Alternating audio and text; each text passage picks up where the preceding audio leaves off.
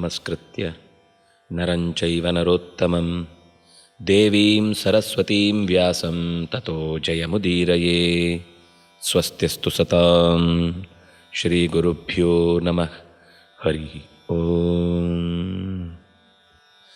ಜ್ಞಾನಗಮ್ಯ ವಾಹಿನಿಯ ಸಮಸ್ತ ಚಿಂತಕರಿಗೂ ಹೃತ್ಪೂರ್ವಕವಾದ ವಂದನೆಗಳು. ನಾವೊಂದು ಹೊಸ ಪ್ರಪಂಚಕ್ಕೆ ಪ್ರವೇಶಿಸುವ ಸುಸಂದರ್ಭ. ಸಾಮಾನ್ಯವಾಗಿ ಕಥೆಗಳನ್ನು ನಾವು ಕೇಳಿರ್ತೇವೆ. ಕಥೆಗಳಲ್ಲಿ ಆ ಪಾತ್ರಗಳು ಎಲ್ಲೆಲ್ಲೋ ಚದುರಿ ಅದರ ಒಂದು ಪೂರ್ಣ ರೂಪ ನಮಗೆ ಸಿಕ್ಕಿರುವುದಿಲ್ಲ. ಹಾಗಾಗಿ ಇತಿಹಾಸ ಪುರಾಣದ ಸಮುದ್ರವನ್ನು ಮಥಿಸಿ ತಂದ ನವನೀತ ಈ ಪುರಾಣ ಲೋಕದ ಅಥವಾ ಇತಿಹಾಸ ಲೋಕದ ಪಾತ್ರ ಪರಿಚಯದ ಚಿತ್ರಣ. ಸಾಮಾನ್ಯವಾಗಿ ನಮಗೆ ಪ್ರಧಾನ ಪಾತ್ರಗಳ ಬಗ್ಗೆ ಅರಿವಿರುತ್ತೆ. ಆದರೆ ಆ ಪ್ರಧಾನ ಕಥೆಗೆ ಊರುಗೋಲಿನಂತೆ ಅಲ್ಲಲ್ಲಿ ಆ ಕಥೆಯನ್ನು ಮೂಲಕ್ಕೆ ಅಥವಾ ಮುಖ್ಯ ಗುರಿಯೆಡೆಗೆ ಕರೆದೊಯ್ಯುವಂತಹ ಪಾತ್ರಗಳ ಬಗ್ಗೆ ನಾವು ಹೆಚ್ಚು ಗಮನ ಹರಿಸಿರುವುದಿಲ್ಲ. ಅಂತಹ ಪಾತ್ರಗಳನ್ನೂ ಒಳಗೊಂಡು ಈ ಕಥಾಲೋಕದ ಪುರಾಣ ಪಾತ್ರಗಳ ಪರಿಚಯವನ್ನು ಯಥಾಶಕ್ತಿ ನಾವಿಲ್ಲಿ ನಡೆಸ್ಕೊಂಡು ಹೋಗೋಣ. ಸಾಮಾನ್ಯವಾಗಿ ನಮಗೆ ಅರ್ಥ ಆಗುವುದಕ್ಕೋಸ್ಕರ ಅಕಾರಾದಿ ಕ್ರಮದಲ್ಲೇ ಈ ಚಿತ್ರಣ ಮುಂದೆ ಹೋಗ್ತಾ ಇರುತ್ತೆ. ಅಕಾರದಿಂದ ಆರಂಭಿಸಿದ ಪಾತ್ರಗಳ ಸಂಖ್ಯೆ ಬಹಳ ದೊಡ್ಡದು. ಅದರಲ್ಲಿ ನಮಗೆ ಸೂರ್ಯವಂಶದಲ್ಲಿ ಒಬ್ಬ ಪ್ರಧಾನ ವ್ಯಕ್ತಿ ಬರ್ತಾನೆ, ಅಂಶುಮಾನ್. ಸಗರನ ಮೊಮ್ಮಗನೀತ. ಅಂಶುಮಾನ್ ಅನ್ನುವ ಶಬ್ದಕ್ಕರ್ಥ ಕಿರಣಗಳಿಂದ ಕೂಡಿದವ ಅಂತ. ಒಂದರ್ಥದಲ್ಲಿ ಸಗರನಿಗೆ ಆಶಾಕಿರಣವಾಗಿ ಹುಟ್ಟಿದ ಮೊಮ್ಮಗ ಈತ. ಸಗರ ಯಜ್ಞವನ್ನು ಕೈಗೊಂಡ ಸಂದರ್ಭದಲ್ಲಿ ಅವನ ಕುದುರೆ ಕಳುವಾಗುತ್ತೆ. ಕಳುವಾದಾಗ ಅವನ ಮಕ್ಕಳಲ್ಲಿ ಅಸಮಂಜಸ, ಅವನಿಗೆ ಬೇಕಾದ ರೀತಿಯಲ್ಲಿ ನಡ್ಕೊಳ್ಳಿಲ್ಲ, ಪ್ರಜಾವರ್ಗಕ್ಕೆ ಹಿತಕಾರಿ ಆಗಲಿಲ್ಲ ಅನ್ನುವ ಕಾರಣಕ್ಕೆ ಇವನೇ ಬಹಿಷ್ಕಾರ ಹಾಕಿ ಓಡಿಸಿಬಿಡ್ತಾನೆ. ಇನ್ನೊಬ್ಬಳು ಹೆಂಡತಿಯಲ್ಲಿ ಪಡೆದಂತಹ 60,000 ಜನ ಪುತ್ರರು, ಅವರನ್ನು ಸಗರ ಪುತ್ರರು ಅಂತಲೇ ಗುರುತಿಸುವಂಥದ್ದು. ಅವರು ಈ ಕುದುರೆಯನ್ನು ಹುಡುಕ್ಲಿಕ್ಕೆ ಹೋಗಿ ನಾಪತ್ತೆ ಆಗ್ತಾರೆ. ಏನಾಯಿತು ಅನ್ನೋದೇ ಗೊತ್ತಾಗುವುದಿಲ್ಲ. ಯಜ್ಞ ಆರಂಭಗೊಂಡ ಮೇಲೆ ಅದು ನಿಂತರೆ ಮಹಾ ಅನರ್ಥ. ಅದು ಒಂದು ರೀತಿ ಆ ಕ್ಷತ್ರಿಯ ಕುಲಕ್ಕೇ ಕಳಂಕ ಮತ್ತು ರಾಜನಿಗೆ ತೀವ್ರವಾದ ಸಾಧನೆಯಲ್ಲೂ ಹಿನ್ನಡೆಯಾಗುವಂಥದ್ದು. ಈ ಕಾರಣಕ್ಕಾಗಿ ಯಜ್ಞವನ್ನು ಹೇಗಾದರೂ ಮುಂದಕ್ಕೆ ಕರ್ಕೊಂಡು ಹೋಗಬೇಕು ಅನ್ನುವ ಯೋಚನೆ ಆತನ ಮನಸ್ಸಿನಲ್ಲಿ ತೀವ್ರವಾಗಿ ಮೂಡಿತ್ತು. ಅಸಮಂಜಸನಿಗೆ ಒಬ್ಬ ಮಗ ಇದ್ದ.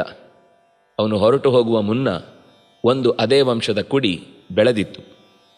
ಆ ಮಗುವನ್ನು ಪಡೆಯುವ ತಾಯಿಗೆ ಕೊಟ್ಟ ವರವೂ ಹಾಗೇ ಇತ್ತು. ಋಷಿಗಳು ಕುಲವನ್ನು ಬೆಳಗಿಸುವಂತಹ ಒಬ್ಬ ಮಗನನ್ನು ಪಡೆಯುವುದಾದರೆ ಒಂದು ರೀತಿ, ಸಾವಿರಾರು ಮಕ್ಕಳು ಹುಟ್ಟಿದರೂ ಕೂಡ ಕುಲದ ಬೆಳಕಿಗೆ ಕಾರಣವಾಗದಂತಹ ಮಕ್ಕಳನ್ನು ಪಡೆಯುವುದು ಎರಡನೇ ಸ್ಥಿತಿ. ಆ ಕೇಶಿನಿ ತಾನು ಸಂತತಿ ವೃದ್ಧಿಯಾಗುವ ಓರ್ವ ಮಗನನ್ನು ಪಡೆದರೂ ಸಾಕು ಅಂತ ಬಯಸಿ ಪಡೆದ ಅಸಮಂಜಸನಿಗೆ ಒಬ್ಬ ಮಗ ಇದ್ದವನೇ ಅಂಶುಮಾನ್. ಇಷ್ಟು ಪೂರ್ವ ಸಂಗತಿಯನ್ನು ತಿಳಿಯದೇ ಇದ್ದರೆ ಅಂಶುಮಂತನ ಅವಶ್ಯಕತೆ ಏನು ಅಂತ ಗೊತ್ತಾಗುವುದಿಲ್ಲ. ಅದರಿಂದಾಗಿ ನಿಜವಾದ ಅರ್ಥದಲ್ಲಿ ತನ್ನ ಅಜ್ಜನಿಗೆ, ತನ್ನ ಯಜ್ಞದ ಪೂರೈಕೆಗೆ ಮುಂದುವರೆಸಬಲ್ಲ ಈತ ಅನ್ನುವ ಆಶಾಕಿರಣವಾಗಿ ಬಂದವ ಅಂಶುಮಾನ್. ಹೋದ ಚಿಕ್ಕಪ್ಪಂದರು ಯಾರೂ ಮರಳಿ ಬಂದಿಲ್ಲ. ಅದಕ್ಕಾಗಿ ಈತ ಅಜ್ಜನ ಆದೇಶವನ್ನು ಹಿಡಿದು ಹೊರಡುವ ದಾರಿಯಲ್ಲಿ ಈತನಿಗೆ ಹೋಗುವ ದಾರಿಯ ಪರಿಚಯವನ್ನು ಯಾರು ಕೊಡಬೇಕೇ ಆಗಲಿಲ್ಲ. ಇದು ಒಂದು ಅಂಶುಮಂತನ ಕಥೆ ಗೊತ್ತಾಗುವಾಗ ಸಗರ ಪುತ್ರರ ವ್ಯಕ್ತಿತ್ವ ಏನು ಅನ್ನುವುದು ಕೂಡ ಪ್ರಕಟಗೊಳ್ತಾ ಹೋಗುತ್ತೆ. ಈ ಸಗರ ಪುತ್ರರು ತಂದೆಯ ಆದೇಶ, ಯೌವನದ ಮದ, ಅಧಿಕಾರದ ಹತಾಶೆ, ಅಂದರೆ ಇನ್ನೂ ಜಾಸ್ತಿ ಪಡಿಬೇಕು ಅನ್ನೋ ವಿಸ್ತಾರವಾದದ ಹಪಾಹಪಿ, ಈ ಎಲ್ಲದರ ಪರಿಣಾಮವಾಗಿ ಅವರು ಯಾವ ದಾರಿಯಲ್ಲಿ ಹೋದರೂ ಕೂಡ ಆ ಊರನ್ನು ಧ್ವಂಸ ಮಾಡಿ ಹೋಗಿದ್ರು. ಕೆಟ್ಟವರು ಅಂತಲ್ಲ, ಮದ ಏರಿದಾಗ ಎಂಥವರು ಕೂಡ ಇಂತಹ ದುಷ್ಟ ಪ್ರವೃತ್ತಿಗೆ ಈಡಾಗ್ತಾರೆ ಅನ್ನೋದಕ್ಕೋಸ್ಕರ ಆ ಅಂಶುಮಂತ ಸಾಗುವ ದಾರಿಯುದ್ದಕ್ಕೂ ಕೂಡ ಇಂತಹ ವಿಚಿತ್ರವಾದ ನೊಂದ ಬೆಂದ ಊರುಗಳನ್ನೆಲ್ಲ ಅವರು ಹೋದ ದಾರಿಯಲ್ಲೆಲ್ಲ ಸುಟ್ಟುಕೊಂಡು ಹೋಗಿದ್ದಾರೆ, ಕೆಲವು ಕಡೆ ಧ್ವಂಸಗೊಳಿಸಿ ಹೋಗಿದ್ದಾರೆ. ಹೋಗ್ತಾ ಹೋಗ್ತಾ ಎಲ್ಲಿ ಹೋದರೂ ಅವರ ಸುಳಿವು ಸಿಗಲಿಲ್ಲ. ಬಹಳ ದೂರ ದೂರದ ಪ್ರಯಾಣ, ಕೊನೆಗೆ ಪಾತಾಳದೆಡೆಗೆ ಪ್ರವೇಶಿಸುವಂತಹ ಸಂದರ್ಭವೂ ಬಂತು. ಅಲ್ಲಿ ಅವನಿಗೆ ಗರುಡ ದೇವನ ದರ್ಶನವಾಗುತ್ತೆ, ಪರಸ್ಪರ ಸಂವಾದವಾಗುತ್ತೆ. ಕೇಳಿಕೊಳ್ತಾನೆ ಏನು ಅಂತ, ಬಂದ ಉದ್ದೇಶ ಏನು ಅಂತ. ಗರುಡನ ಪ್ರಶ್ನೆಗೆ ಅಜ್ಜ ಆರಂಭಿಸಿದಂತಹ ಯಜ್ಞದ ಪರಿಪೂರ್ಣತೆಗಾಗಿ ಕುದುರೆಯನ್ನು ಹಿಡಿದು ಹೊರಟಿದ್ದೇನೆ, ಕರ್ಕೊಂಡು ಬರ್ತೇವೆ ಅಂತ ಹೋದವರು ನನ್ನ ಚಿಕ್ಕಪ್ಪಂದರು ಮರಳಿ ಬರಲಿಲ್ಲ. ಈ ಮಾತು ಕೇಳಿದ ಮೇಲೆ ಅವನಿಗೆ ಮುಂದೆ ಅಲ್ಲಿ ಏನು ನಡೆದಿದೆ ಅನ್ನೋದು ಅವನಿಗೆ ಗೊತ್ತಿತ್ತು. ಅದರಿಂದಾಗಿ ಹೇಳ್ತಾನೆ, ಅವರನ್ನು ಹುಡುಕಿ ನೀನು ಪಡೆಯುವ ಸ್ಥಿತಿಯಲ್ಲಿ ಇಲ್ಲ, ಅವರಿನ್ನೂ ನಿನಗೆ ಸಿಗುವುದೂ ಇಲ್ಲ. ಏನಾಯಿತು? ಮುಂದೆ ಒಂದು ದೊಡ್ಡ ಆಶ್ರಮ ಸಿಗುತ್ತೆ, ಅಲ್ಲಿ ನಿನಗೆ ಒಬ್ಬರು ಋಷಿಗಳೂ ಸಿಗ್ತಾರೆ, ಅವರಿಂದ ನಿನಗೆ ಎಲ್ಲ ವಿಷಯಗಳು ಲಭ್ಯವಾಗುತ್ತೆ. ಆದರೆ ಅದರ ಪರಿಹಾರವನ್ನು ನಾನು ಈಗಲೇ ಹೇಳಿಬಿಡ್ತೇನೆ. ಅವರಿಗೆ ಸಾಮಾನ್ಯವಾದ ಲೌಕಿಕ ಜಲದಿಂದ ತೃಪ್ತಿಯಾಗುವುದು ಸಾಧ್ಯ ಇಲ್ಲ, ಅವರು ಉದ್ಧತರೂ ಆಗುವುದಿಲ್ಲ. ಅದಕ್ಕೆ ಅಲೌಕಿಕವಾದಂತಹ ವಿಶಿಷ್ಟವಾದ ತರ್ಪಣದ ನೀರನ್ನು ನೀನು ತರಬೇಕಾಗತ್ತೆ ಅಂತ ಹೀಗೊಂದು ಅವನಿಗೆ ಸೂಚನೆಯನ್ನು ಕೊಟ್ಟರು. ನಿನಗೆ ಕ್ಷೇಮವಾಗಲಿ. ಅವನು ಬಹಳ ಆದರದಿಂದ ಬರಮಾಡಿಕೊಂಡು ಅವರ ಸೇವೆ ಮಾಡ್ತಾನೆ ಗರುಡ ದೇವನದ್ದು. ಹಾಗಾಗಿ ಅವನು ಸಂತೋಷದಿಂದ ನಿನ್ನ ಬಾಳು ಸುಗಮವಾಗಲಿ, ನಿನ್ನ ಬದುಕಿಗೆ ನಿಜವಾದ ಅರ್ಥದಲ್ಲಿ ಕೊನೆ ಸಿಗಲಿ ಅಂತ, ನೀನು ಉದ್ದೇಶಿಸಿದಂತಹ ಗುರಿ ಮುಟ್ಟುವಂತಾಗಲಿ ಅಂತ ಆಶೀರ್ವದಿಸ್ತಾನೆ. ಮತ್ತೆ ಸಾಗಿ ಮುಂದಕ್ಕೆ ಹೋಗ್ತಾ ಹೋಗ್ತಾ ಒಂದು ದೊಡ್ಡ ಬೆಟ್ಟ ಕಾಣುತ್ತೆ. ಆ ಬೆಟ್ಟವನ್ನು ಹತ್ತಿ ಆ ಕಡೆಯ ಭಾಗದಲ್ಲಿ ಒಂದು ಆಶ್ರಮ ಇದೆ ಅಂತ ಅವನಿಗೆ ತಿಳಿದು ಬಂದಿರುತ್ತೆ. ಹಾಗಾಗಿ ಆ ಬೆಟ್ಟವನ್ನು ಹತ್ತಿ ಇಳಿದು ಎದುರುಗಡೆ ಒಂದು ಚಂದದ ಗುಹೆಯ ಎದುರು ಭಾಗದಲ್ಲಿ ಹುಲಿ ಜಿಂಕೆಗಳೆಲ್ಲ ಪರಸ್ಪರ ಒತ್ತಟ್ಟಿಗೆ ಒಂದೇ ಭಾವನೆಯಿಂದ ಬದುಕುವಂತಹ ಸ್ಥಿತಿಯನ್ನು ಕಂಡು ಬಹಳ ಆಶ್ಚರ್ಯ ಆಗುತ್ತೆ. ನೇರವಾಗಿ ಆ ಆಶ್ರಮವನ್ನು ಪ್ರವೇಶಿಸ್ತಾನೆ. ಅಲ್ಲಿಗೆ ಆ ಬೆಟ್ಟದ ಅಂಚು ಮುಗಿದಿರುತ್ತೆ. ಅವನಿಗೆ ಕಾಲು ಅಡಿಯಲ್ಲಿ ನೋಡ್ತಾನೆ, ಎಲ್ಲ ಬೆಳ್ಳಗಿದೆ. ಆ ಹೆಜ್ಜೆಯ ಗುರುತು ಹಾಗೆ ಆಶ್ರಮದ ತನಕವೂ ಬರುತ್ತೆ. ಗುರುಗಳನ್ನು ಕಂಡು ಅಲ್ಲೇ ಕೈಕಾಲು ತೊಳೆದು ಉದ್ದನೆಯ ನಮಸ್ಕಾರವನ್ನು ಮಾಡಿ ಸಾಷ್ಟಾಂಗ ಪ್ರಣಾಮ. ಸಾಷ್ಟಾಂಗ ಅಂತಂದರೆ ದೇಹದ 8 ಅಂಗಗಳ ಸ್ಪರ್ಶ ಅಂತ ಅರ್ಥ. ಅದನ್ನು ಮತ್ತೆ ನಾವು ಶಿರಸ್ಸಾಷ್ಟಾಂಗ ಅಂತ ಹೇಳಬೇಕಾದ ಅಗತ್ಯ ಇಲ್ಲ. ಸಾಷ್ಟಾಂಗದಲ್ಲೇ ಶಿರವೂ ಸೇರುತ್ತೆ. ನಮ್ಮಲ್ಲಿ ಮಾತಿನಲ್ಲಿ ನಾವೇನು ಹೇಳ್ತಿದ್ದೇವೆ ಎನ್ನುವ ಪ್ರಜ್ಞೆ ಇಲ್ಲದೆ ಇದ್ದಾಗ ದೊಡ್ಡ ದೊಡ್ಡ ಶಬ್ದವನ್ನು ಹಾಕಿದರೆ ಕೂತವರಿಗೆ ಬಹಳ ಆನಂದ ಆಗುತ್ತೆ ಅನ್ನುವ ದೃಷ್ಟಿಯಿಂದ ಹೀಗೆಲ್ಲ ಪ್ರಯೋಗ ಮಾಡ್ತೇವೆ. ಉರಸಾ ಶಿರಸಾ ದೃಷ್ಟ್ಯಾ ಮನಸಾ ವಚಸಾ ತಥಾ ಪದ್ಭ್ಯಾಂ ಕರಾಭ್ಯಾಂ ಜಾನುಭ್ಯಾಂ ಪ್ರಣಾಮ ಅಷ್ಟಾಂಗದಿಂದ ಕೂಡಿರುವಂಥದ್ದು ಅನ್ನುವ ಮಾತು ಅಲ್ಲಿ ಶಿರಸ್ಸನ್ನು ಸೇರಿಸಿಯೇ ಉರಸ ಎದೆ, ಶಿರಸ ತಲೆ, ದೃಷ್ಟ್ಯ ಕಣ್ಣಿನಿಂದ, ಅಂದರೆ ಕಣ್ಣಿನಿಂದಲೂ ಕೂಡ ಅವರ ದರ್ಶನವನ್ನು ಮಾಡುತ್ತಾ, ಮನಸ್ಸಿನಿಂದ ಅದೇ ಚಿಂತನೆ, ವಚಸ ಮಾತಿನಿಂದಲೂ ಅದನ್ನೇ ಹೇಳ್ತಾ, ಮನಸಾ ವಚಸಾ ತಥಾ ಪದ್ಭ್ಯಾಂ ಕಾಲು ನೆಲಕ್ಕೆ ತಾಗಿರುತ್ತೆ, ಜಾನುಭ್ಯಾಂ ಮಂಡಿ ನೆಲಕ್ಕೆ ತಾಗಿರುತ್ತೆ, ಪದ್ಭ್ಯಾಂ ಕರಾಭ್ಯಾಂ ಕೈಗಳು ತಾಕಿರುತ್ತೆ. ಇಷ್ಟು ಸ್ಪರ್ಶ ನೆಲಕ್ಕೆ ಆದದ್ದು ಅಂತಾದರೆ ಅಂದರೆ ಅದು ದೃಷ್ಟಿ ಮಾತು ಅನ್ನೋದು ಮನಸ್ಸು ಅನ್ನೋದು ಅದು ಅವರ ದರ್ಶನಕ್ಕಾಗಿ ಅವರ ಭಾವನೆಯನ್ನು ಹೊತ್ತಿರುವುದಕ್ಕಾಗಿ ಕಾರಣವಾದದ್ದು. ಇದು 8 ಅಂಗಗಳು ಸೇರಿದಾಗ ಅದು ಪ್ರಣಾಮವಾಗುತ್ತೆ ಅಂತ. ಆ ರೀತಿ ಯಾಕೆಂದರೆ ಮಹರ್ಷಿ ಕಪಿಲಾಚಾರ್ಯ ಎದುರುಗಡೆ ಇದ್ದ ಋಷಿಯ ಹೆಸರು ಕಪಿಲ ಋಷಿಗಳು. ಸ್ವತಃ ಭಗವಂತನೇ ಅವತರಿಸಿದ ರೂಪ. ಕರ್ದಮ ಪ್ರಜಾಪತಿ ದೇವಹೂತಿಯ ಮಗನಾಗಿರುವಂತಹ ಕಪಿಲ ಮಹರ್ಷಿಯಲ್ಲಿ ತನ್ನ ಕೋರಿಕೆಯನ್ನಿಡ್ತಾನೆ. ಹೀಗೊಂದು ನನ್ನ ಮನೆಯ ವ್ಯವಸ್ಥೆಯಲ್ಲಿ ದುರ್ಘಟನೆ ನಡೆದಿದೆ, ಅದನ್ನು ತಾವು ಪರಿಹರಿಸಬೇಕು ಅಂತ. ಅವ್ರು ನಕ್ಕು ಬಿಡ್ತಾರೆ. ಓಹ್, ನೀನು? ನಾನು ಸಗರನ ಮೊಮ್ಮಗ, ನಾನು ಅವನ ಪುತ್ರನಾದ ಅಸಮಂಜಸನ ಮಗ ನಾನು. ಓಹ್, ಬಂದವರು ನಿನ್ನ ಚಿಕ್ಕಪ್ಪಂದರು. ಹೌದು. ಏನಾಯಿತು?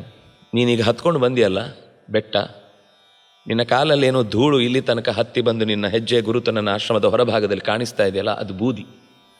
ಅವರೇ ಈ ಆಶ್ರಮಕ್ಕೆ ಬಂದು ದಾಳಿ ಮಾಡಿ ನನ್ನ ಹುಂಕಾರಕ್ಕೆ, ದೃಷ್ಟಿಯ ಕೆಂಡದ ಉರಿಗೆ ಸುಟ್ಟು ಬೂದಿಯ ಬೆಟ್ಟವಾಗಿ ಬಿದ್ದಿದ್ದಾರೆ.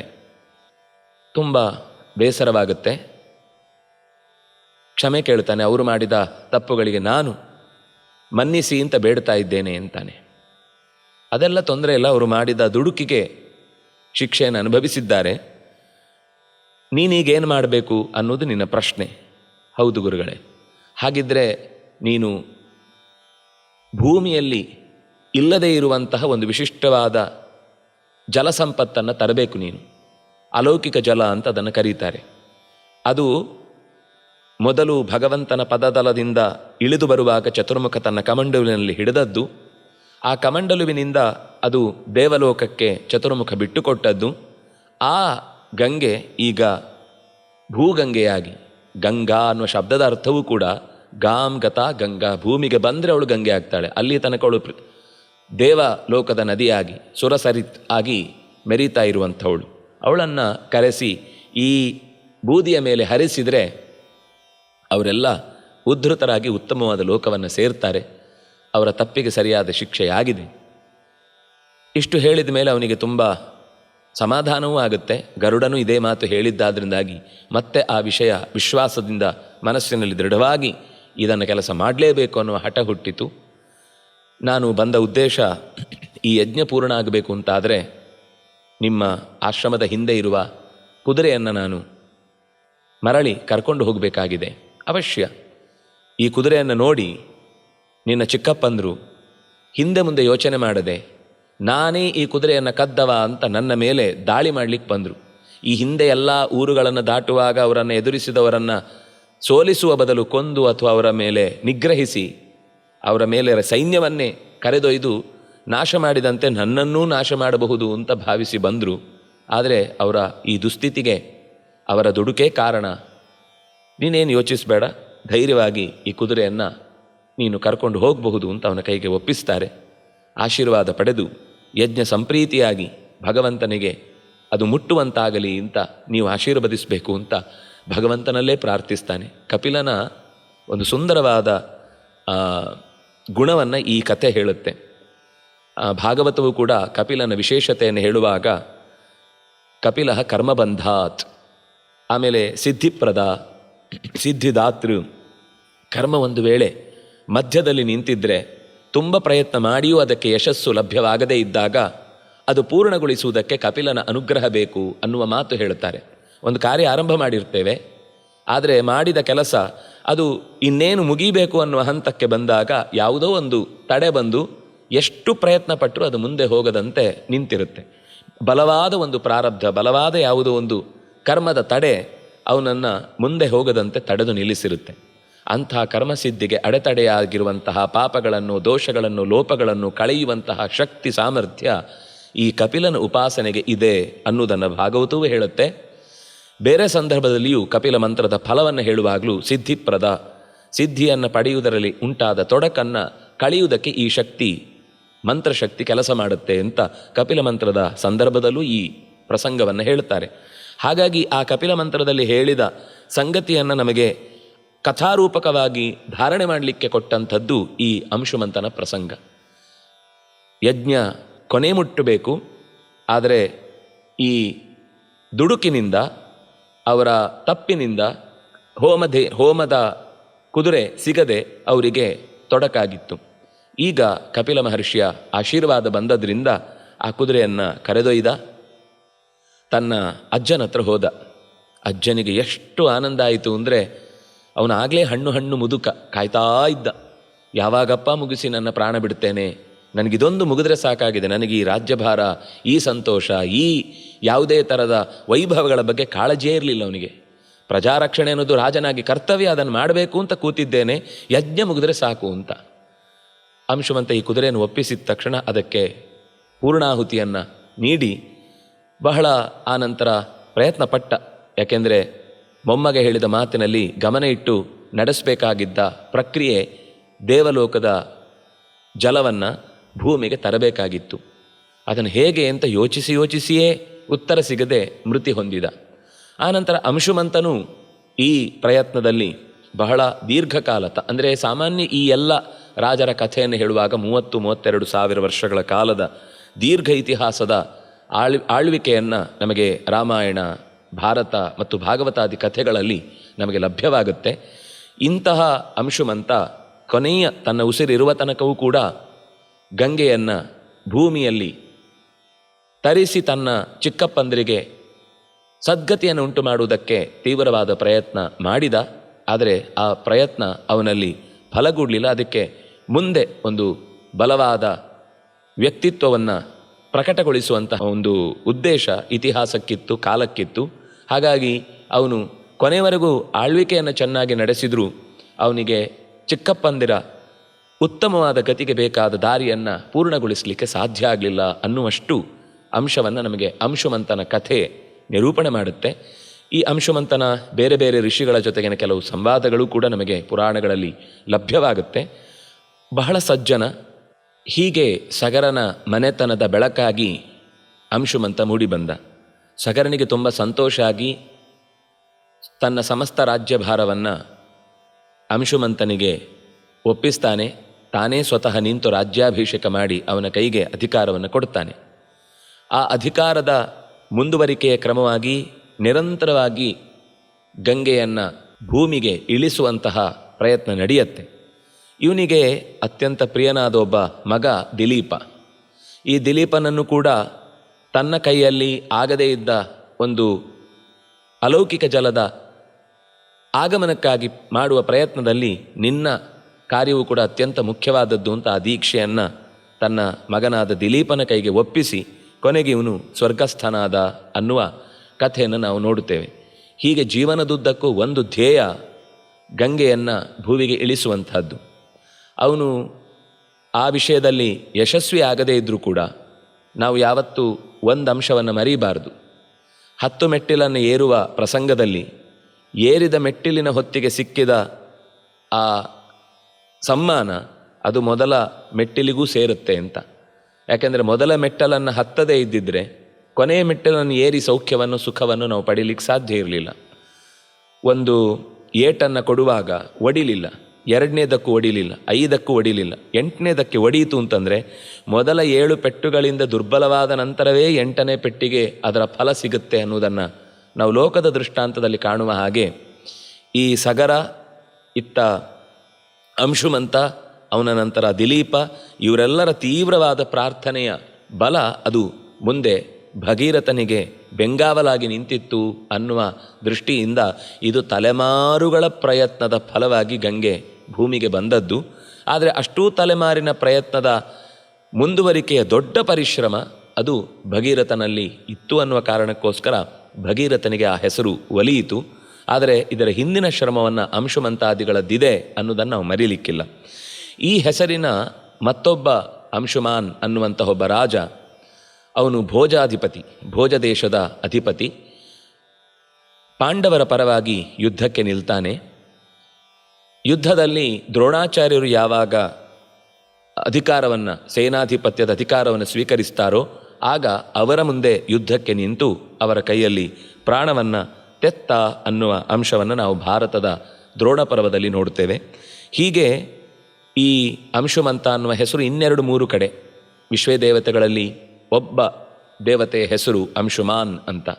ಇನ್ನು ಪುರಾಣಗಳಲ್ಲಿ ಈ ಯುದ್ಧವನ್ನು ಮಾಡುವ ಸಂದರ್ಭದಲ್ಲಿ ರಾಕ್ಷಸರ ಪರವಾಗಿ ಯುದ್ಧ ಮಾಡಿದಂತಹ ಒಬ್ಬ ರಾಮನ ಕೈಯಲ್ಲಿ ಪ್ರಾಣ ತೆತ್ತ ರಾಕ್ಷಸನ ಹೆಸರು ಬರುತ್ತೆ.